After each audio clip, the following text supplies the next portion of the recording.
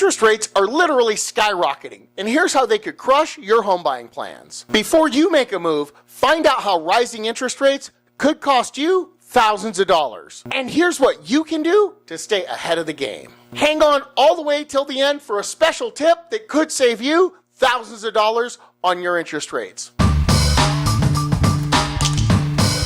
Hey guys, I'm Lucas Smith, broker owner of Sell My Home Real Estate, here to talk a little bit about interest rates and how they can impact your home buying experience and your buying power. Quick disclaimer, I'm a real estate broker, I'm not a lender. Any lending questions, you'll have to ask your lender, but I can give you a quick outline and my opinion of it. Okay, first and most important to all of us, how rising interest rates can impact your monthly payment. Because let's face it, whatever the price of the home is, we buy a lot of big purchases on payment, right? We buy our cars on payment. We buy our house on payment. How much is this going to cost me every month? Because I do my budget, and that's what's important to me. Even a small increase, like 1%, which really sounds small, but it's a large increase in interest rates, can cost you hundreds of thousands of dollars and thousands of dollars on your monthly payment. And I'll give you a quick example. I'm just going to take the average home price here in Orange County of about $1 million because it's even numbers, and let's face it, it's easier for me to deal with even numbers. So, if you have $1 million purchase price and you're doing 20% down, that means you're financing $800,000 of your purchase at today's prevailing rate, which is 6.98%. Your total monthly payment is going to be about $5,686. And if you were to continue for the entire 30-year life of the loan, the total interest you would pay on that is $1,112,000 and change. I know, it's a lot. All right, let's take scenario B. So scenario B says interest rates went up 1%. Same purchase, your monthly payment with just a 1% increase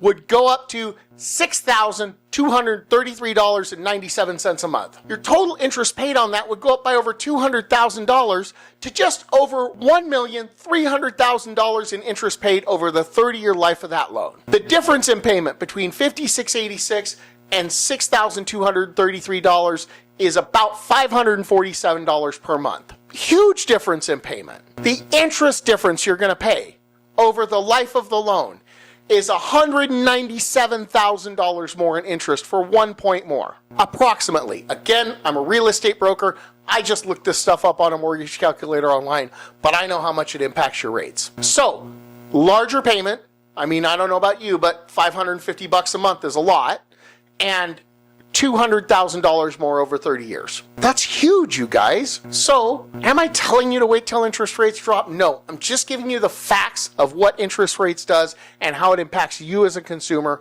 all of us as consumers, because I'm a home buyer too. I'm a consumer as well. What do higher interest rates mean for your overall purchasing power? Now, this is a biggie. Back when interest rates went from 4% to 7% in a 3-month span, we actually had deals canceling because buyers could no longer afford the home. And why? Well, let me give you a quick explanation of what's called DTI, debt to income ratio. So when you go to qualify for a home loan, and again, talk to your lender about it, get all the specifics, they're going to look at what your DTI is. So they're going to look at your credit score, what you're earning, and what your DTI is, your debt to income ratio. And what they do is they add up all of your debts, all of the minimum payments on your debts. That's cars, credit cards, student loans, any debt that you have, and then they're going to add in what your projected expected mortgage payment's going to be to that. And all of that together has to be less than 49% of your total income. 49% is about the maximum you can allow, and it depends on the loan program you're getting into. All of that, we're going to use 49%, again, because I like round numbers. And this is going to force you to either lower your budget, compromise on your home features, or go look in another area for a home. Bottom line, right? If it's not affordable, we're not going to be able to do it. So you say, Lucas, all this doom and gloom, how do I get a good interest rate? Should I just wait for interest rates to come down? No, and we'll talk about that later. But how do you get the best rate? Well, there's some strategies for doing it, right? Have an honest conversation with your lender about current interest rates when you do the pre-qual for the loan and what interest rates are expected to do over the next couple of months while you're going through the loan approval process. And then make the best decision for you in regards to timing it for that short period of time. Because sometimes Often, we're expecting rate increases or rate decreases depending on what's going on with the federal interest rate, what's going on with the mortgage bond market. There's different factors that impact what the interest rate is going to be. A lot of people think that when the Fed raises the rate, that automatically raises mortgage interest rates, and that's just simply not true. When we hear about Fed rate increases, what they're really talking about is they're talking about the Federal Reserve Bank has increased the amount that banks have to pay to borrow money. Now, does this often impact the mortgage bond market, which is what really affects mortgage interest rates? Yes, it does, but not always. So mortgage bond pricing is really what affects mortgage interest rates. So how can you lock in the best interest rate? Work with a lender who knows what they're doing, right? Who's familiar with this, who's familiar with the impacts of it, and can advise you as to when to lock your rate in the process to make sure that you get the best rate. Another tip for locking in the best rate: shop a couple of different mortgage lenders. This is why you can get advice from a real estate broker, not a mortgage lender, because they're just going to say use us, right? Know what type of mortgage lender you're working with. There's 3 different types of people who loan money or make home loans. There is your bank or credit union. Home loans are not their primary business, but they often offer these products for their customers, and they might or might not have the best rates available for the particular type of loan you're looking for. There is a mortgage lender. These are people like Rocket Mortgage. I'm not advertising for anybody. I'm just using them as an example, right? Rocket Mortgage, Quicken Loan, right? A bunch of mortgage lenders out there that their entire business is just home loans. Then there is a mortgage broker. This is somebody, an individual or a company, that what they do is they take your loan and they shop it amongst different banks, credit unions, and mortgage lenders and find you the best rate. Do they charge a fee for this? Absolutely. They're in business to make money. Of course they're going to charge you a fee.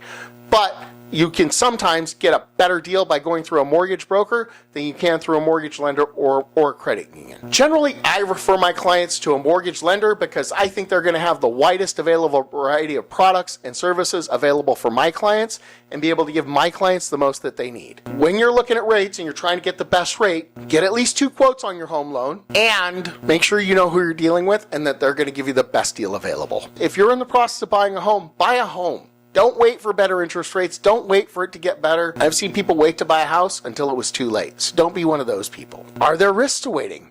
Absolutely. The biggest risk is you could be priced out of the deal. Waiting for rates to drop is never going to work for you. That could hugely backfire, and I've seen it happen to a lot of people. And here's the rub: while you're waiting for rates to drop, home prices are still increasing. And if you're waiting for a market crash or for home prices to go under or the housing market to go under before you decide to buy a house, think again, because in the last mortgage crash, when house prices crashed, a lot of people lost their jobs, the economy went in the tank, and a lot of people just simply couldn't afford to buy a home. Also, if you're waiting for rates to drop before you buy a home, I can speak from experience here. Prices in Orange County go up an average of 7.5% a year. How many years are you going to let that $1 million home go up $75,000 a year before you decide to buy? And how much are you really going to save if interest rates do go down a point or two versus what you would have paid for the home? If you decide to buy the home, if interest rates do take a big dip, you can refinance at that time if it makes good sense for you. You know, I know there's a lot of people out there who say, just buy, interest rates are going to drop. Well, I don't have a crystal ball. I'm not making any predictions. I'm telling you the reality of it. Home values are going to keep increasing. Let's just say they're not building them fast enough to keep up with the population growth, and the demand is high, and it's going to remain high for homes here in California. So don't wait for it to drop before you decide to buy. So creative strategies that you could employ to get into the home now. There's options like adjustable rate mortgages, ARMs. Now, I'm a real estate agent, not a lender. I don't recommend you do an ARM unless you know what you're getting into and you have a plan to refi out of that ARM into a regular conventional loan sooner rather than later. That's my advice. Take it or leave it. You could also purchase a home with an assumable mortgage. This means that you get to buy the home and assume the other person's interest rate. There's a lot of VA loans out there that are still assumable. There's still some FHA loans out there that are assumable, right? So you could find a deal on an assumable mortgage and get a better interest rate. You could be a little flexible with the area that you're looking in. Chances are you're looking in that really desirable area because everyone wants to live there. And if everyone wants to live there, that's going to create greater demand and drive the price up. I know, it's strange, right?